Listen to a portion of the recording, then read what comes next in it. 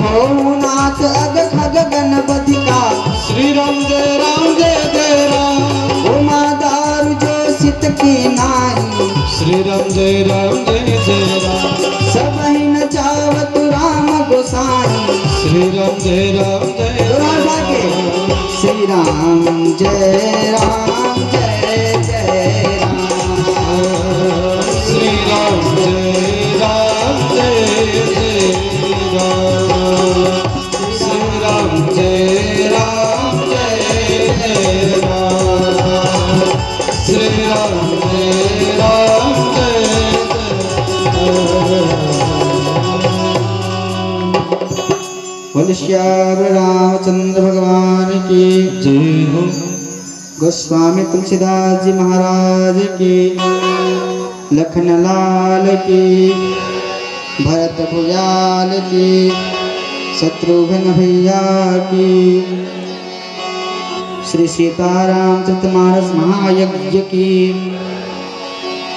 सब दान देने वाले दाताओं की, अपने अपने माता पिता की, दुर्गा मैया की, छठी मैया की, सत्य सनातन वैदिक धर्म की, अधर्म का, प्राणियों में विश्व का, गौ माता की, सच्चे दरबार की, नमः पार्वती पतये हर हर हर महादेव।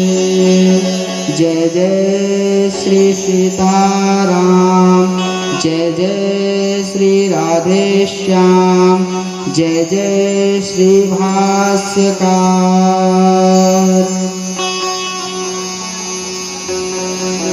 परम श्रद्धालु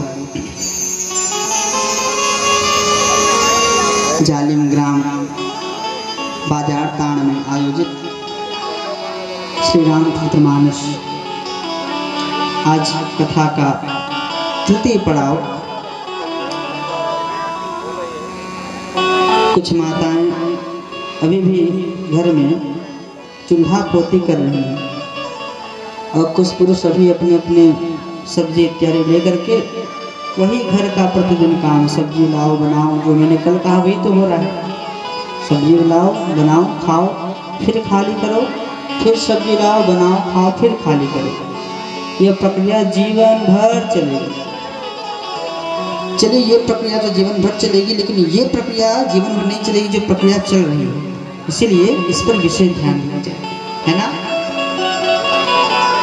कल हमने कथा में क्या श्रवण किया? हमने श्रवण किया सत्संगात, माने कि सत्संग से ईश्वर की प्राप्ति होती है। किससे प्राप्ति होती है? सत्संग से।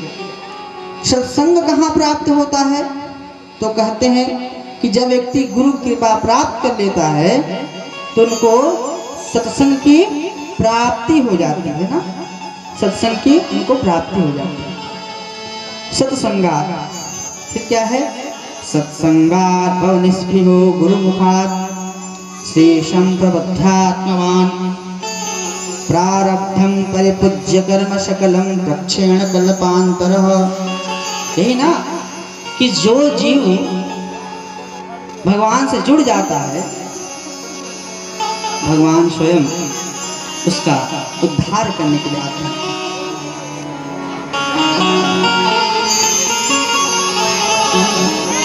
और क्या करते हैं? उस जीव को उनके पूर्व जन्म के सभी पापों को हरण करके सुषुम्ना नाड़ी से भगवान वैकुंठ धाम को ले जाते हैं, है ना। यही ना श्रवण किया हमने। और क्या श्रवण किया कि किस प्रकार पार्वती देवी प्रश्न करती हैं कि कौन राम दशरथ का बेटा, कौन राम घटघट में लेटा। और इसका उत्तर शिव जी महाराज देते हैं कि वही राम दशरथ का बेटा, एक वही राम घटघट में लेटा। राम तो एक ही है, लेकिन वही राम सर्वत्र है, अत्र तत्र अन्यत्र सर्वत्र। आप कहेंगे राम कुत्र कुत्र, राम कहाँ कहाँ, तो राम अत्रापि अस्ति तत्रापि अस्ति, तत्रोपि अस्ति अत्रोपि अस्ति, अन्यत्रोपि अस्ति, सर्वत्र अस्ति।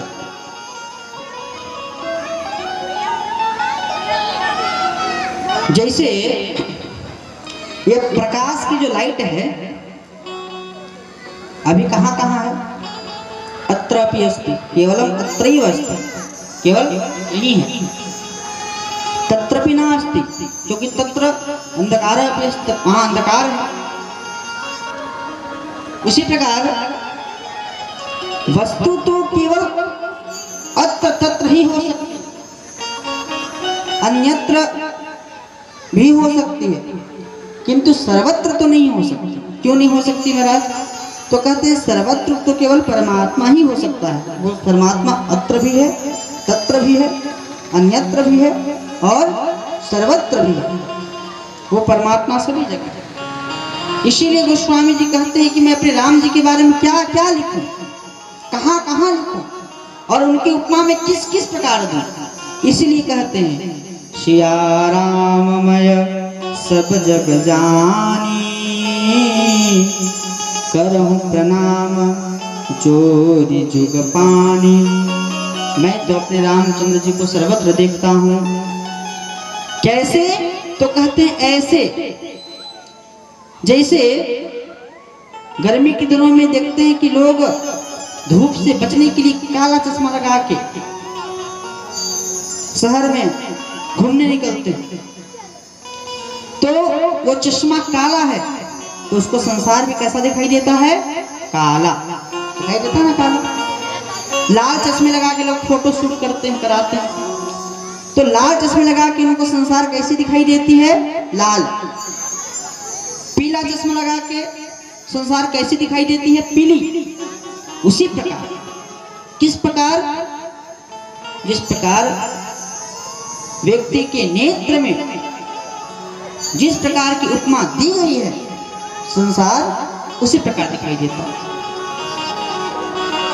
जो व्यक्ति बुरा है, जो व्यक्ति झूठा है, जो व्यक्ति छल करता है, जो व्यक्ति कपट करता है, जो व्यक्ति गाली देता है, जो व्यक्ति झगड़ा करता है, उसको लगता है कि ये भी मेरे साथ झगड़ालू है। वो किसी को भी शंका कर सकता है महाराज। अगर आप पाखंडी हो तो कहोगे नहीं तो पाखंडी पंडित जी हैं, आप अच्छे हो तो कहेंगे अच्छे पंडित जी हैं। अगर आप अच्छे हैं तो सारे संसार में आपको केवल अच्छाई दिखाई देगी, केवल अच्छाई। आपके लिए बुरा कुछ कभी भी नहीं हो सकता है।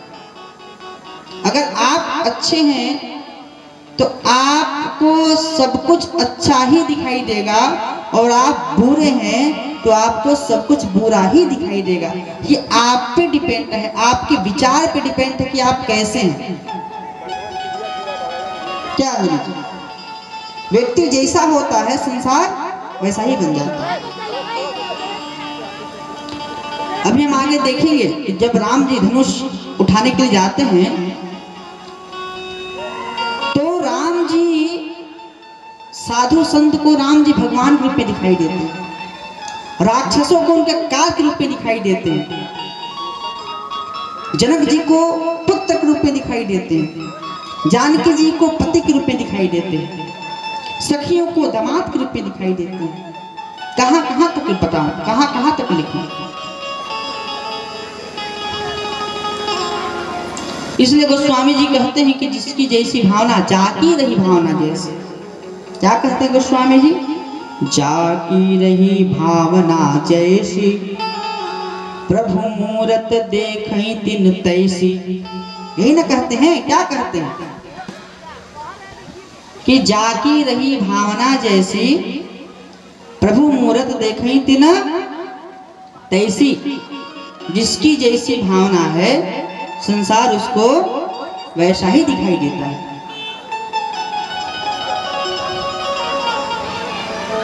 जैसी जिसकी भावना संसार वैसा ही दिखाई देता है ना?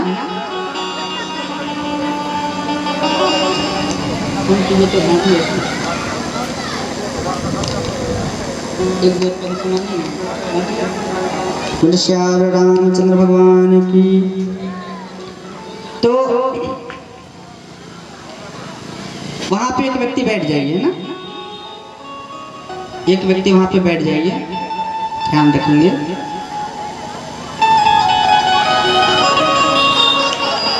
आज भगवान का विवाह है, इसीलिए हनुमान जी ज़्यादा उड़ने का प्रयास कर रहे हैं।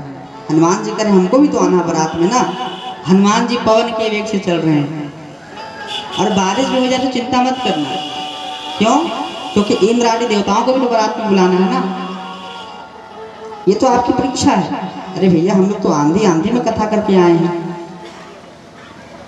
हाँ क्या हो, कमलेश जी के यहाँ थे कि नहीं? नहीं थे, बहुत बारिश हुई थी, याद है? मोनू जी थे।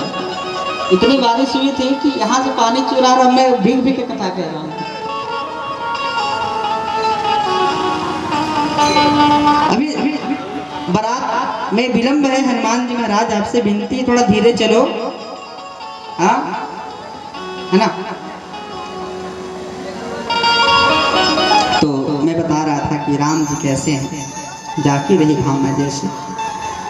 और फिर कल हमने कथा श्रवण किया कि किस प्रकार भगवान रामचंद्र जी का जन्म होता है। भय प्रगट कृपाला, दीन दयाला, कौशल्या हितकारी, हर्षित महतारी, मुनि मनहारी, अद्भुत रूप विचारी। हाँ, किस प्रकार देवता गए, जय जय सुरनायक जन सुखदायक, प्रणत पाल भगवंता। अरे सरकार, गोदुज हितकारी, जय असुरारी, सिंधु सुता प्रियकंता। अरे प्रभु आप तो सिंधु के सुता हैं।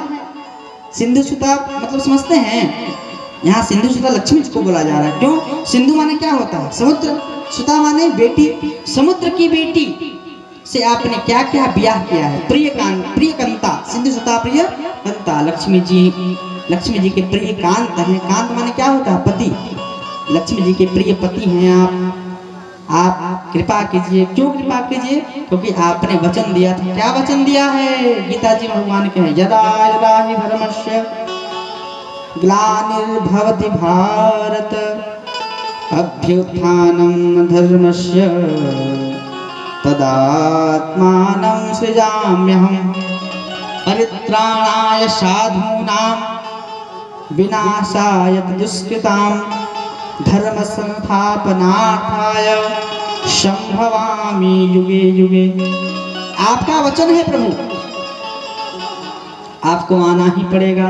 भगवान आते हैं, और फिर भगवान जब आते हैं तो क्या होता है? आपने कल कथा में श्रवण किया कि कितनी बधाई हुई है, सब कोई नाचे गाए हैं। हाँ, तो अभी तक तो केवल आप लोगों को पता चला है ना।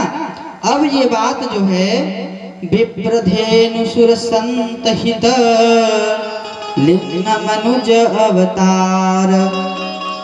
लेकिन इससे पहले एक छंद में दो लाइन गोस्वामी जी लिखते हैं। क्या कहते हैं? यह चरित जगावहि हरि पद पावहि तेन परहि भव कृपा। ये कहते हैं, क्या कहते हैं? व्यक्ति जन्म कर्म के चक्कर में क्यों पड़ा रहता है? ये बड़ा गंभीर विषय है महाराज। हम जन्म जन्म के बार बार मनुष्य ही क्यों बनते हैं? सोचिएगा। यहाँ पे क्या कहते हैं गोस्वामी जी? यह चरित्र जगावहि, अर्थात इस चरित्र को जो गाता है वो उसको क्या मिलता है? जो चरित्र आप सुन रहे हो, इस चरित्र को सुनने से क्या मिलता है? आजकल बिना लाभ के महाराज कोई खाना भी नहीं खाता है। बिना लाभ के कोई कुछ नहीं करता है। व्यक्ति को हर चीज में लाभ दिखाई देना चाहिए। आप लोग भी बड़े स्वार्थी हो, तभी तो पंडाल में आए हैं। क्या स्वार्थ है? राम जी को पाना स्वार्थ है ना। अपने पापों को धोना, इसलिए ना आए पंडाल में। तो सब में स्वार्थ छिपा है।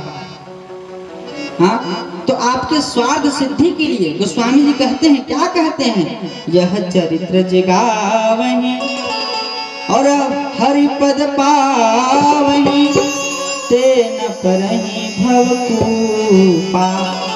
जो इस चरित्र का पठन करता है, पाठन करता है, गायन करता है, श्रवण करता है, मुखों से भगवान के चित्र को गाता है, वो व्यक्ति इस संसार रूपी भाव में, संसार रूपी कुएं में नहीं गिरता है। और हम दिन भर भगवान को छोड़ करके मनुष्य के जन्म कर्म के चक्कर में पड़े हैं। फलना घर में जन्म हुआ है, फलना व्यक्ति मर गया। भगवान के जन्म कर्म की जो, भगवान के जन्म कर्म की जो वंदना करता है, जो भगवान के चरित्र को बखान करता है, श्रवण करता है, जो भगवान की जन्म की कथा को श्रवण करता है, जो भगवान के समाधि की कथा को जो श्रवण करता है, वो उसको क्या मिलता है? हरि पद पावहि। वो व्यक्ति हरि के पद को पाता है। और भी इसके अलावा क्या मिलता है? तो तेन परहि भवकूपा। वो व्यक्ति इस भव कुआं में नहीं गिरता है। कितनी गंभीर विषय है। कितने बड़े कवि, कितने बड़े कवि थे गोस्वामी तुलसीदास जी। एक एक उनके एक एक शब्द में अनेक एक एक घंटा बोल सकता हूं मैं तो। उनके एक एक शब्द में बढ़िया विद्वान एक एक घंटा तक बोल सकते हैं। सोचिए, विप्रधेनु सुर संत हित लिंग मनुज अवतार। इसीलिए विप्र के लिए मतलब ब्राह्मणों के लिए, धेनु के लिए, गैया के लिए, सुर के लिए माने देवता के लिए, और संत के लिए, संत माने सज्जन के लिए, सज्जनों के लिए। विप्र धेनु सुर संत हित, इनके हित के लिए भगवान लिंग मनुज अवतार, मनुज का अवतार लेते हैं। और निज इच्छा निर्मित तन माया गुण गोपार। भगवान अपनी इच्छा से निर्माण करते हैं अपने शरीर को, और फिर भगवान इस संसार में आ जाते हैं रामचंद्र के रूप में। बोले श्यापति रामचंद्र की जय हो। इसके बाद कहते हैं कि जब रामचंद्र जी का जन्म हो जाता है तो कौशल्या मैया कहती कि अच्छा आप आ गए हैं तो जरा बच्चे बन के आइए ना। बच्चे बन के आएंगे तब तो मेरे पतिदेव को पता चले कि आप आ चुके हैं। तो भगवान जब आते हैं तो रोना शुरू करते हैं, और जब रोना शुरू करते हैं तो आसपास के लोग सुनते हैं, महाराज बधाई हो, बधाई हो। काहे की बधाई? अरे आप पिताजी बन गए, आपकी इच्छा पूर्ण हो गई, आपका यज्ञ सफल हो गया, आपको नन्हा मुन्ना बालक हुआ है। एक नहीं, चार हुआ है। हाँ, एक एक सांझ में दोनों होते हैं। और क्या होता है उसके बाद? भगवान का जब जन्म होता है तो बधाई बजती है। हमने कल बधाई खूब गाया और खूब नाचा है ना। सुनी शिशुरुदना परम प्रिय बानी, सुनी शिशुरुदना परम प्रिय बानी। संभ्रम चली आई सब रानी, संभ्रम चली आई सब रानी।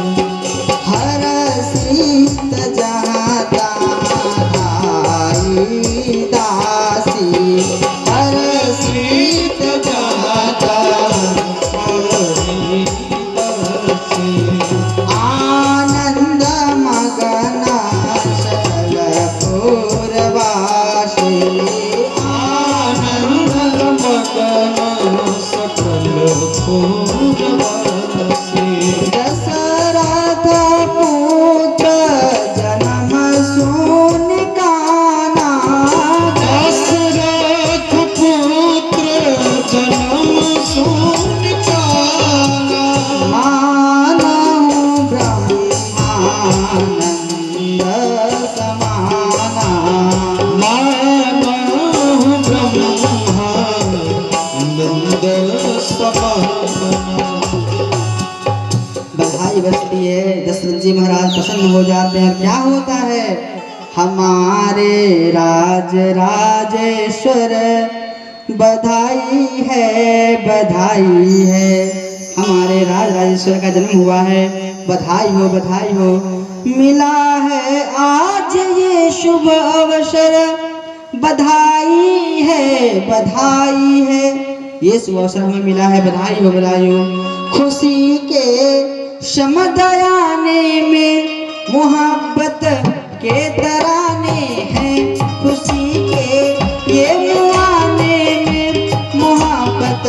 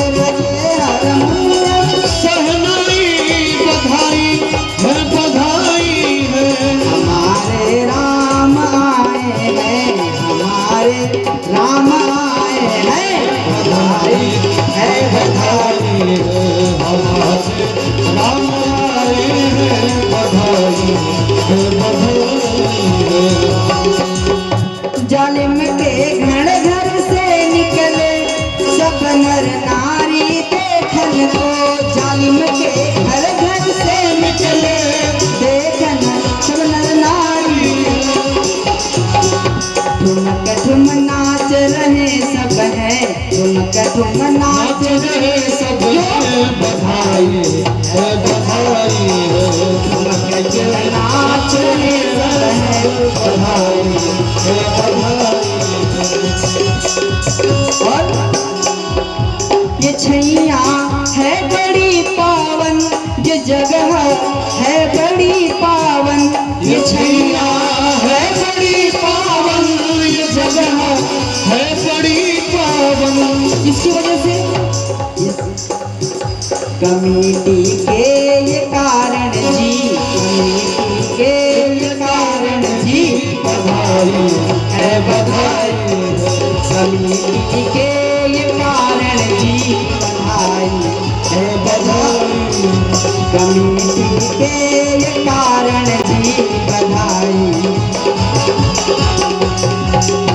और पीछे भी मैं देख रहा हूँ पिटाई चल रही है देखो पीछे नाच रहे ना कोई पिटाई चल रही है पीछे देखो नाच रहे ना कोई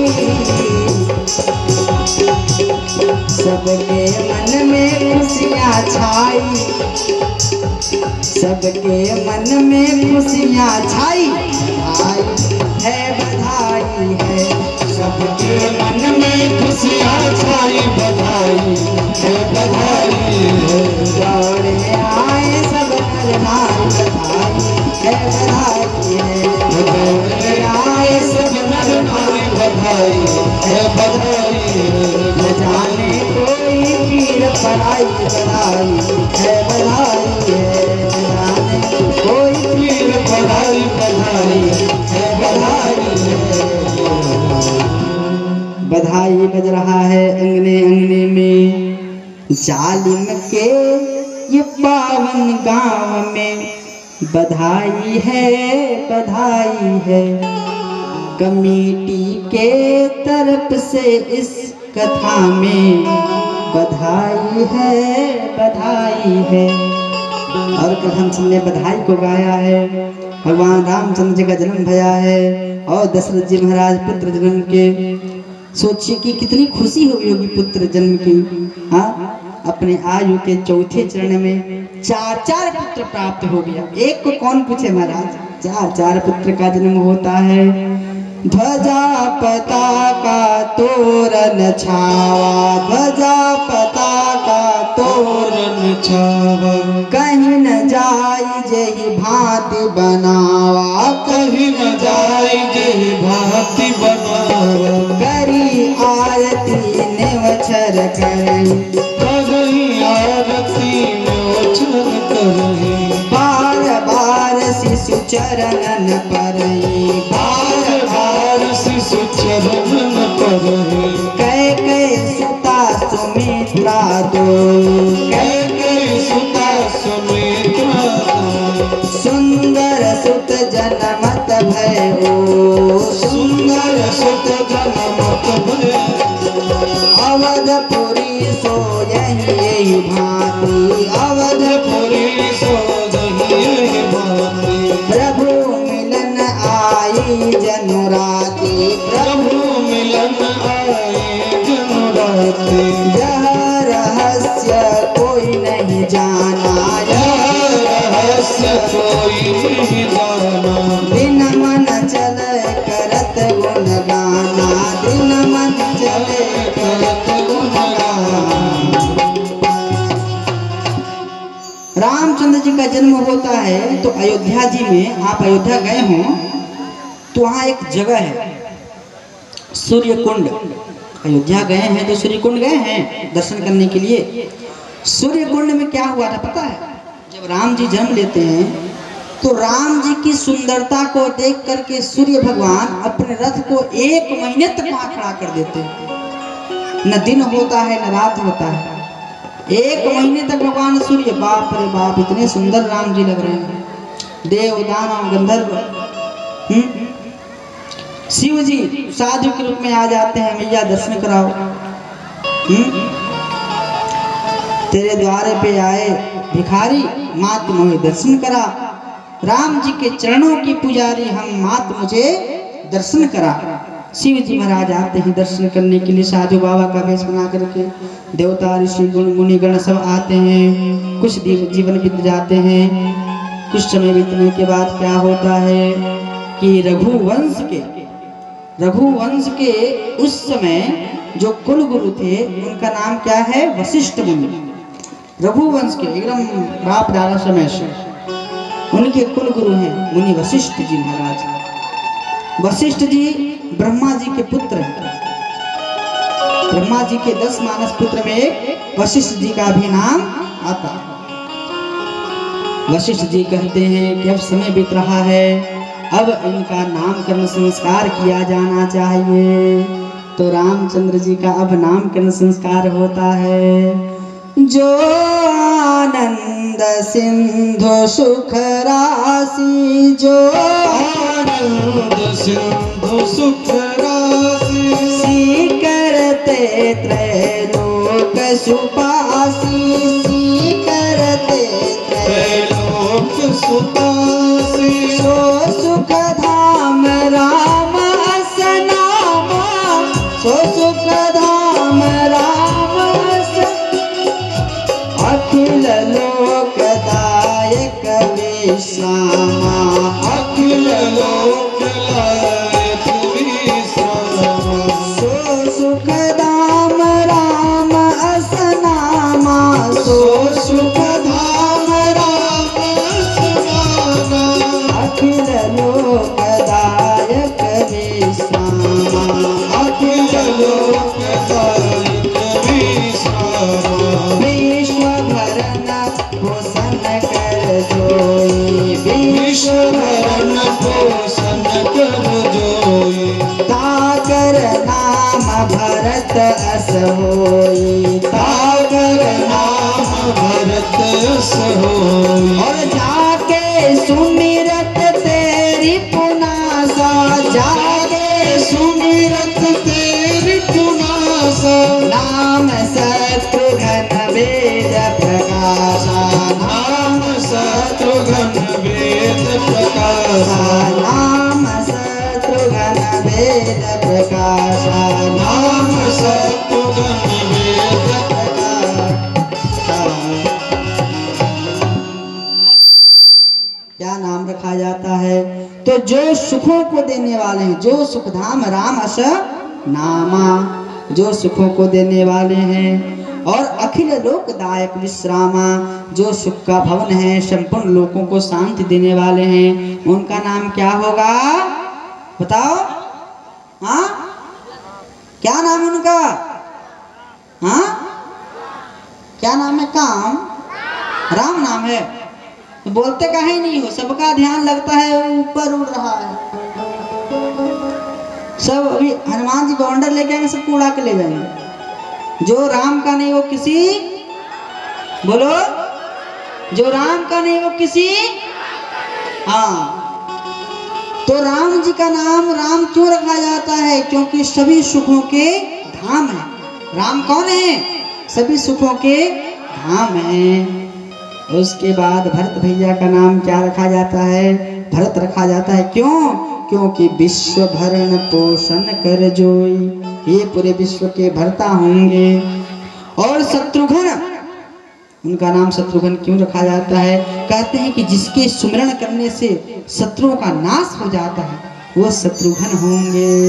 और लक्ष्मण धाम राम प्रिय, लक्षण धाम राम प्रिय, सकल जगत आधार, गुरु वशिष्ठ ते राखा, लक्ष्मण नाम उदार। जो सब लक्षणों से युक्त होगा, जो राम का प्रिय होगा, उसका नाम लक्ष्मण हो जाता है। बोले चारों भैयन की। मैं धीरे बोलता तो आप लोग भी धीरे बोलते हैं। मैं बोलता हूँ बोलिए रामचंद्र की जय, तो आप लोग बोलते हैं जय। और मैं बोलूँगा जोर से तो आप लोग भी जोर से बोलेंगे, है ना? अरे भैया, खाना पीना खा के आए हैं ना, एनर्जी लाइए मेरी तरह, साधना कीजिए। साधना कौन कौन करता है? अच्छा, गायत्री करते हैं आप लोग? गायत्री जानते नहीं हो गायत्री क्या होता है? गायत्री मतलब गायत्री जाप नहीं होता है। गायत्री मतलब संध्या। संध्या करते हैं? हाँ, संध्या जानते हैं क्या होता है?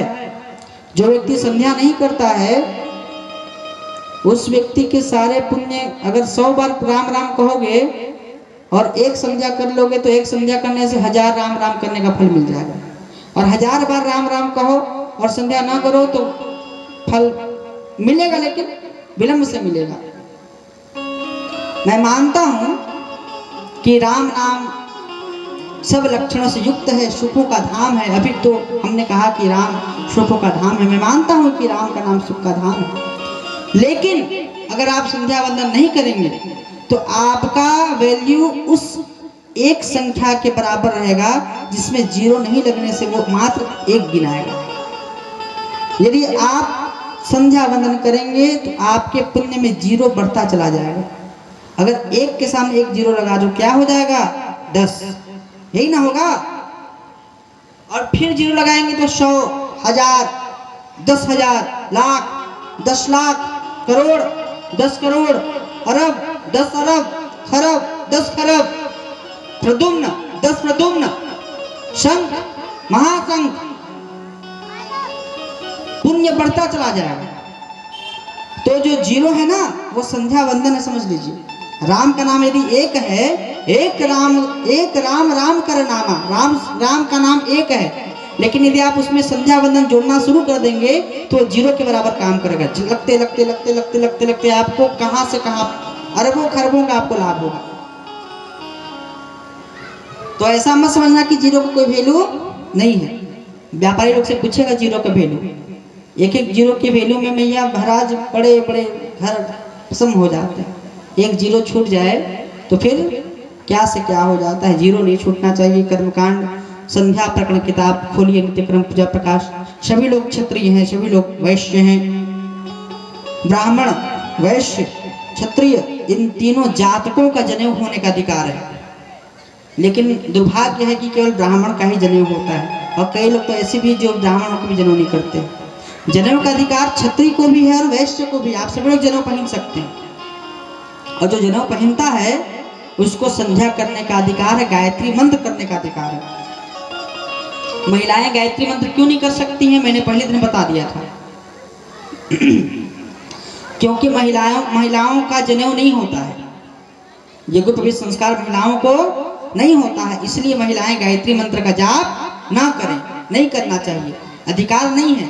और अनाधिकार चेष्टा करोगे तो मेरा काम बताना है, मैं तो बताऊंगा, और आप उस पर भी अगर आप करेंगे तो फिर समझ जाइए अनाधिकार चेष्टा करने से कोई लाभ की प्राप्ति नहीं होने वाली है। आजकल तो महाराज गायत्री मंत्र को खेल बना के रख दिया गया है, मंदिर में बजा दिया जाएगा, बजते रह रहा है, वो भी अशुद्ध। आप लोग को क्या लगता है कि जो गायत्री मंत्र मोबाइल में बजता है वो शुद्ध बजता है? अशुद्ध बजता है। सबसे पहली बात कि गायत्री मंत्र को सार्वजनिक बजाना ही नहीं चाहिए, वो वेद मंत्र है। क्या है? वेद, भी वेदों में सबसे प्रमुख मंत्र है वेद मंत्र। वेद मंत्र तो है ये है, उसमें भी सबसे प्रमुख मंत्र है, उसका जाप गुप्त होता है। हम लोग जब रुद्राभिषेक कराते हैं या करते हैं, आचार्य जानते होंगे, तो शांति अध्याय में गायत्री मंत्र आता है। हम लोग मंत्र नहीं बोलते हैं क्या, उसको मन मन में बोलते हैं। और आप लोग भौंक भौंक के चिल्लाएंगे, जैसे हमसे बड़ा कोई पुजारी है ये नहीं है।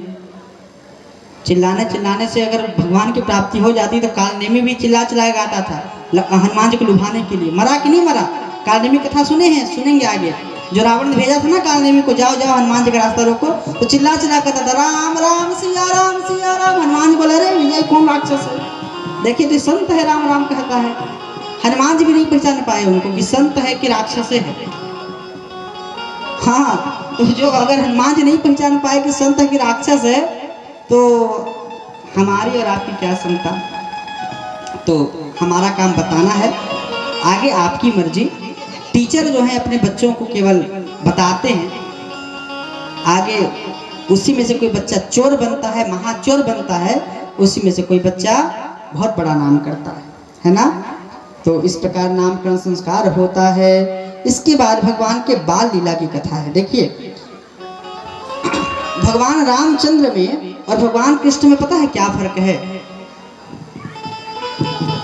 ऐसे तो कहा जाता है कि राम कृष्ण में कोई फर्क नहीं है। कहा जाता है कि जग में सुंदर हैं दो नाम, चाहे कृष्ण कहो या राम। कहा जाता है कि भैया जग में सुंदर दो नाम हैं, चाहे कृष्ण कहिए या राम कहिए, बात बराबर है, लेकिन दोनों में एक फर्क है। भगवान कृष्ण और राम में एक फर्क है। क्या फर्क है? राम जी मर्यादा पुरुषोत्तम है। कौन है? मर्यादा पुरुषोत्तम है। और भगवान कृष्ण कौन है? लीला पुरुषोत्तम है। कौन है? लीला पुरुषोत्तम। भगवान कृष्ण ने लीला किया है, इसलिए अपने बच्चों को कृष्ण की तरह मत बनाइए। बनाना है तो किसकी तरह बनाइए? राम जी की तरह बनाइए, क्योंकि भगवान कृष्ण लीला किए हैं। लीला में सब कुछ करना पड़ता है, भाग मारना भी पड़ता है, छल भी करना पड़ता है, झूठ भी बोलना पड़ता है, कपट भी करना पड़ता है, सब कुछ करना पड़ता है लीला में। लेकिन मर्यादा में ये सब नहीं चलेगा। राम जी ने अपने जीवन में कभी झूठ नहीं बोला, राम जी ने अपने जीवन में कभी छल नहीं किया, राम जी ने अपने जीवन में कभी कपट नहीं किया, क्योंकि राम जी स्वयं कहते हैं मोहि कपट छल छिद्र न भावा। राम जी स्वयं कहते हैं कि मोहि कपट छल छिद्र न भावा, मुझे कपट छल पसंद नहीं है। तो जिसको छल कपट पसंद नहीं है वो छल कपट कर सकता है क्या? नहीं कर सकता है। लेकिन भगवान कृष्ण का एक नाम है, क्या नाम पता है? छलिया। ए मुरलीधर छलिया मोहन, हम भी तुमको दिल दे बैठे। भगवान कृष्ण का एक नाम, क्या नाम है? छलिया। नाम है ना भगवान कृष्ण का छलिया। पता है क्यों नाम था छलिया उनका? एक राक्षस था मयूरकेतु, वो उसको वरदान था, उसको कोई मार नहीं सकता था। भगवान देखेंगे तो मरने वाला है नहीं, बेकार में इस पे माथापच्ची करनी है। भगवान क्या किए, उसको ललकारे, धूर्त कहीं का राक्षस, हिम्मत है हमको पकड़ने का, पकड़ के दिखाओ। कह के भगवान भागने लग गए पीठ दिखा कर। तो राक्षसवा कहता है देखो देखो देखो कन्हैया भाग रहा है, छलिया कहीं का छल करता है। खूब गरियाए कृष्ण को। भगवान कृष्ण भागे भागे भागे एक गुफा में गए। एक गुफा में कृषि तपस्या कर रहे थे मुचुकुंद राजा, वो मुचुकुंद थे, दरअसल वो सोए हुए थे। तो भगवान कृष्ण गुफा में अंधकार में चले गए, जाके छिप गए। वो राक्षस ने सोचा कि यही कृष्ण है, बस जैसे ही उनको छुआ और छूते जैसे उन्होंने देखा कि कौन है, और देखते ही वो भस्म हो गया। क्योंकि मुचुकुंद को वरदान था कि तुम सो रहे हो। ये भागवत का प्रसंग है, इसलिए मैं संक्षेप में बता रहा हूँ। तो भगवान का नाम छलिया है। भगवान कृष्ण ने झूठ भी बोला है, छल भी किया है, कपट भी किया है। किसके लिए किया है? सृष्टि के कल्याण के लिए किया है। आप लोग झूठ छल कपट करते हैं तो अपने लिए करते हैं, और भगवान झूठ छल कपट करते हैं तो संसार के लिए करते हैं। हमने कल भी कथा में आपको श्रवण कराया कि जालंधर नाम का राक्षस, उसकी पति बहुत बड़ी सतीव्रता थी, पतिव्रता थी, और भगवान ने उसके साथ छल किया। छल नहीं करते जो जालंधर मरता भी नहीं, तो भगवान छल भी करते हैं। इसीलिए भगवान कृष्ण की तरह करोगे तो बहुत लाद जूता खाओगे, और राम जी की तरह करोगे तो बहुत सम्मान पाओगे। जितनी पूजा राम जी की होती है, संत लोग जो हैं वो राम जी की पूजा करते हैं, और जितने अघोरी लोग हैं, जितने प्रेमी लोग हैं, सब भगवान कृष्ण के प्रेमी हैं, है ना।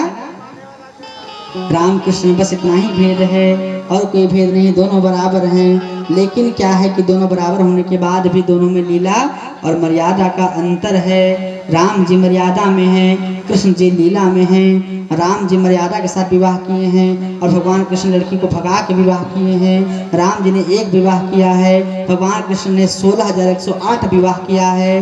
राम जी ने मर्यादा के साथ रावण को मारा है, भगवान कृष्ण यहाँ वहाँ भटक भटक के मारे हैं। राम जी ने कभी झूठ नहीं बोला है, भगवान कृष्ण ने खूब झूठ बोला है। झूठ बोला है माने कि राक्षसों से बोला है, झूठ नहीं बोलते तो फिर दिक्कत हो जाता ना। लेकिन भगवान कृष्ण ज्ञानियों में बड़े हैं, उन्होंने गीता का ज्ञान भी दिया है, और ये भी कहा है, क्या कहा है? मैं ही सब कुछ हूँ, सर्वधर्मान परित्यज्य मामेकं शरणं व्रज, अहं त्वा सर्वपापेभ्यो मोक्षयिष्यामि मा शुचः। जो व्यक्ति सब कामनाओं को त्याग करके मेरे पास आता है, मैं उसको मोक्ष प्रदान करता हूँ। हाँ, तो भगवान कृष्ण की तरह कभी मत करना, क्योंकि भगवान कृष्ण जो करते हैं वो भगवान कृष्ण ही कर सकते हैं। और भगवान कृष्ण की तरह, जैसे कई लोग कहते हैं ना कि जब जो कृष्ण तो मक्खन चोरी करके खाता था, हम भी चोरी करेंगे। अरे धूर्त कहीं के, भगवान कृष्ण की तुलना करते हो, करना है तो बढ़िया से करो ना, आधे अधूरे क्यों करते हो? और भगवान कृष्ण की अगर तुलना करोगे अपने आप से, तो भगवान ने तो सब कुछ किया था, सब कुछ करके क्यों नहीं दिखाते? कई लोग को देखता हूँ कि खूब गांजा पियेंगे, और नाम कर देंगे बेचारे भोले भाले शिव जी का, भगवान शिव। तो क्या शिव जी गंजेड़ी हैं, यही कहना चाहते हैं आप? शिव जी गंजेड़ी हैं क्या? शिव जी के जैसा परम वैष्णव परम विष्णु भक्त संसार में कोई नहीं। शिव जी ने कभी गांजा पिया ही नहीं जीवन में। शिव जी ने भांग पिया है, वो भी एक बार, वो भी जबरदस्ती पिलाया गया है उनको। कब पिलाया गया है?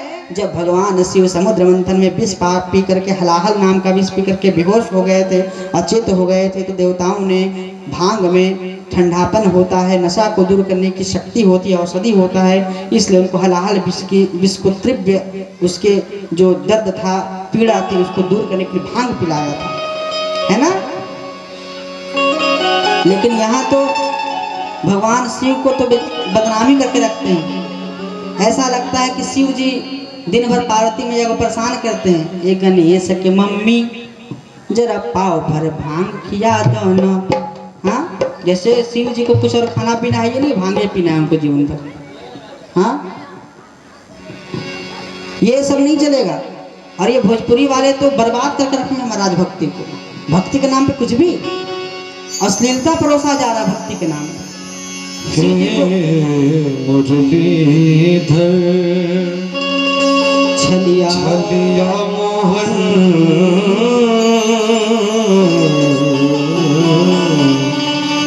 हे मुरलीधर छलिया मोहन, हम भी तुमको दिल दे बैठे।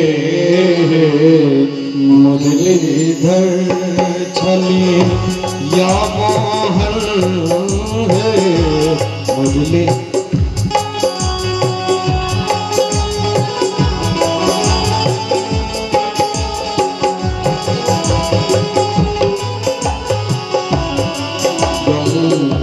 पहले से हम तो न थे गम, पहले से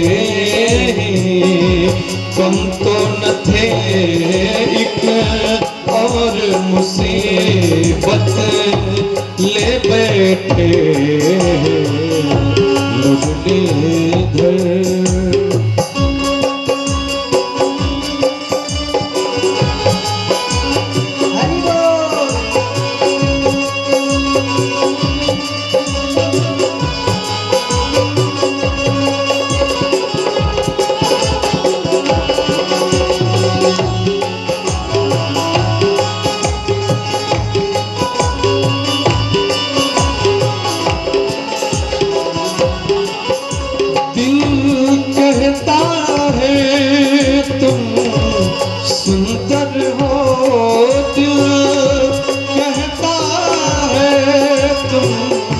सुंदर हो, आँखें कहती है दिखलाओ, आँखें कहती है दिखलाओ। तुम मिलते नहीं हो आकर के, तुम मिलते नहीं हो आकर के, हम कैसे कहें देखो ये बैठे। मुरलीधर छलिया